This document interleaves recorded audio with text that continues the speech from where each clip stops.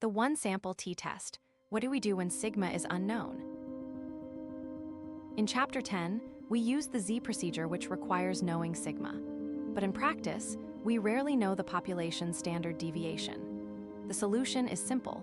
Replace sigma with the sample standard deviation, S. This gives us the t-test statistic. T equals x bar minus mu naught, divided by S over root, and the denominator S over root n is called the estimated standard error. Using S instead of sigma adds extra uncertainty, so the test statistic follows a t distribution, not the standard normal. The t distribution is a family of curves, each identified by its degrees of freedom, df, which equals n-1. With just 1 degree of freedom, the t has very heavy tails. At df equals 5, the tails are still broader than the normal. By df equals 30, it's getting close. And as df approaches infinity, the t converges to the standard normal z. The key point: fewer observations means heavier tails and wider intervals. The one-sample t-test follows 4 steps. Step A, state the hypotheses. H naught mu equals mu naught versus an alternative. Step B, compute the test statistic, t equals x bar minus mu naught over S over root n. Step C, find the p-value using the t-table with n-1 degrees of freedom. Step D, draw your conclusion. A small p-value provides strong evidence against the null. Let's work through the SIDS birth weight example.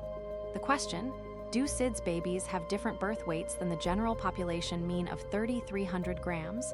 Our sample has 10 babies, mean 2,890.5, and S equals 720. Step A, H naught says mu equals 3,300 with a two-sided alternative. Step B, the t statistic is 2,890.5 minus 3,300 divided by 720 over root 10, which equals -1.8. Step C, with 9 degrees of freedom, the two-tailed p-value is 0.1054. Step D, since p is greater than 0.05, the evidence against H naught is weak. We fail to reject. On the t distribution with 9 degrees of freedom, our test statistic at -1.8 falls in a region of moderate probability. We can also build a confidence interval using the t distribution. The formula is x bar plus or minus t star times S over root n. It has the same structure as the z-based CI, except we use S instead of sigma and the t critical value instead of z star.